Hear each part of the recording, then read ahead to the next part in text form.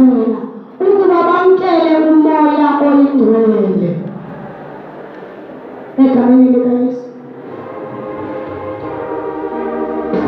Uvile uThixo eSamariya ukuba abantu bakhululekile, bakuba bekhululekile abantu abongelele ukuthi bakhuluke. Wathi uNkulunkulu wamale Petrose noYohane luyamamkelisa umoya oyingcwele.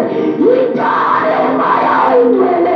Umoya oyingcwele yilento sisazela ekugcweleni into yiyo oyenzayo, yilento ekunqandayo,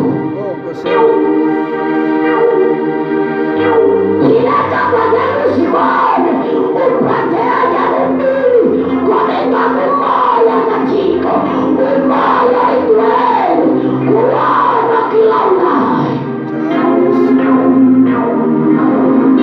Wakuba wamkele uYesu, wamkele umoya oyingcwele azokubalisela ngendlela yesibili. Umoya oyingcwele awuniki kuxelelwa kuthatha umfundisi indlela, kodwa umoya oyingcwele ukhombisa indlela. Awuyonto emandayo, kodwa mangabe umoya oyingcwele ekhoneka phakathi kuwe, uyakuxelela ukufuna uThixo, akuxelela ukungafuni uThixo, akuxelela ukufuna nguye. Umoya wenyaniso